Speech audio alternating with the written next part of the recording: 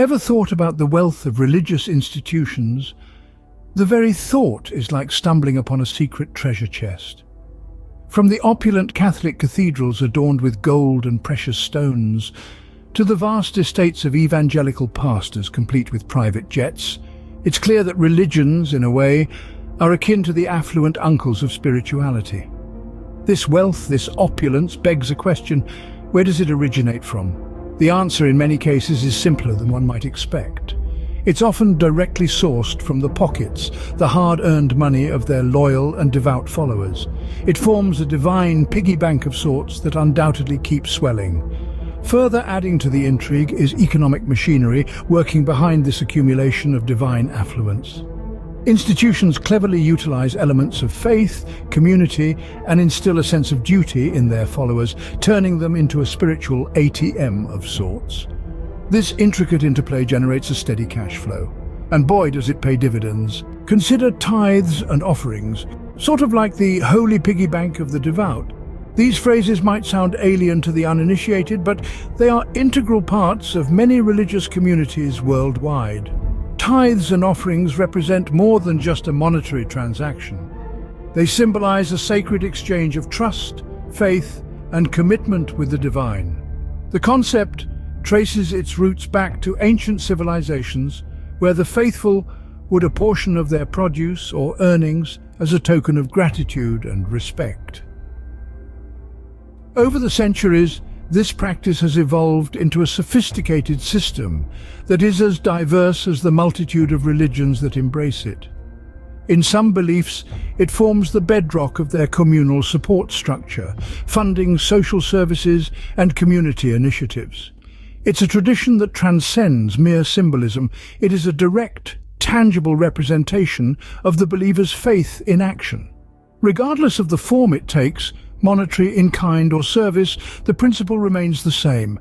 It's like a spiritual tax, where you give a chunk of your earnings. It's a profound demonstration of the believer's faith, devotion, and commitment to their spiritual journey. However, it's not about the monetary value or the size of the offering. It's about the spirit in which it is given. The essence lies in giving generously, willingly, and with a heart full of gratitude.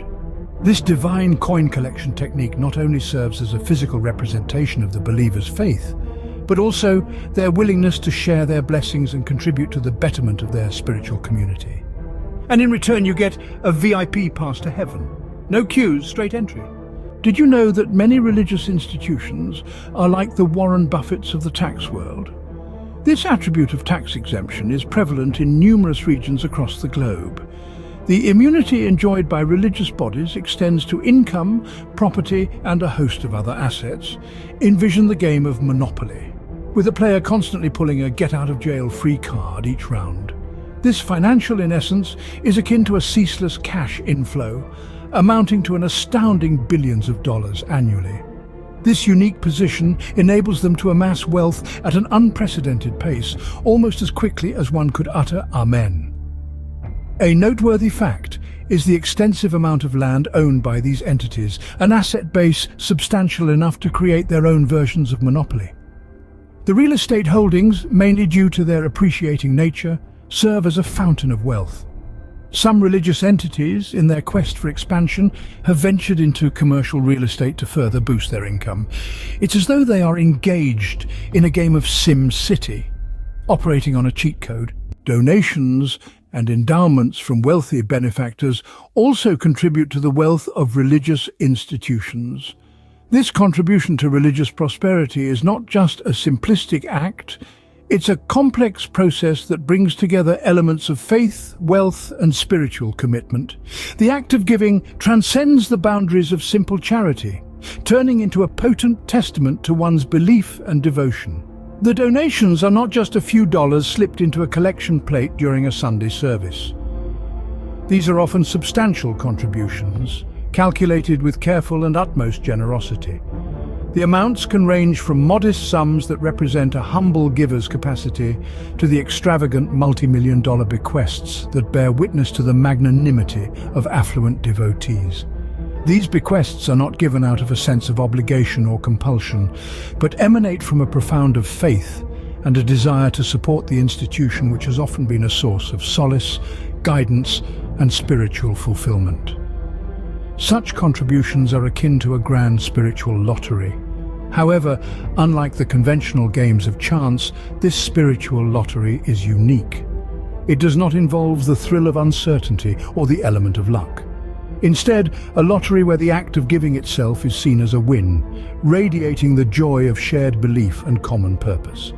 It is a lottery where the currency is not just money, but faith, devotion, and a shared commitment to the spiritual journey. It's like a spiritual lottery where everyone's a winner. Politicians often use religion like a backstage pass to win votes. This is a tactic as old as politics itself. In order to better explain this, let's delve into the various ways politicians employ this strategy.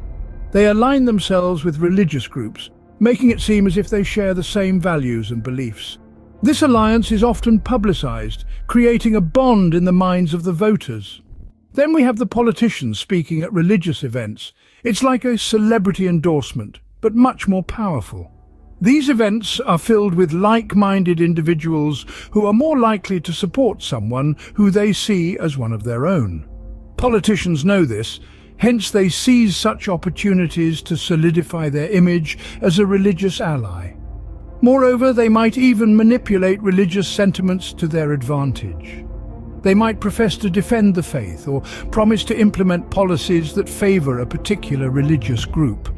This is a very delicate yet powerful tool in their arsenal, but these actions are not as genuine as they seem. After all, politics is not a noble pursuit, but a strategic game. A game of chess, where every move is calculated and every piece has a role. In this scenario, religion is often used as a pawn. It is maneuvered according to the whims and fancies of the politicians, used to safeguard their interests and to win the game. It's a strategic game of chess where religion becomes a pawn on the political board. In this journey through the hidden wealth of religions, we've embarked on a fascinating exploration. We've discovered that religions, much like spiritual tycoons, accumulate extensive wealth. This wealth is accrued through multiple avenues. Among them are tithes, a religious obligation often levied members. Offerings, voluntary donations made by followers, also contribute to this wealth. The power of tax exemptions cannot be underestimated. Such exemptions often result in an enormous increase in the wealth of religious institutions. Another significant source of income includes real estate holdings. By investing in properties, these institutions can increase their wealth exponentially. Commercial ventures, whether directly owned or just invested in, also add to this cash. Lastly, endowments, large monetary gifts typically given wealthy benefactors or institutions, play a significant role. Furthermore, with this accumulated wealth comes immense influence. This influence often extends to politicians and is utilized strategically for the advantage of these religious institutions. So, the next time you're asked to donate, maybe ask where the money's going. After all, knowledge is power, and you have the right to know where your contributions are heading. Before we wrap up this enlightening exploration, let's take a moment for some reflection. Understanding the wealth of religious institutions is not about fostering skepticism or disbelief. Rather, it's about promoting transparency and ensuring your contributions are used as intended. But remember, this discussion doesn't stop here. There's so much more to uncover, and we're here to help you do just that. So, if you found this video insightful and want to continue exploring the unseen aspects of our world, don't forget to subscribe to our channel. Your support allows us to continue producing content like this. So, hit that subscribe button, turn on notifications, and join our community of explorers. Let's keep asking the tough questions together. See you in the next video.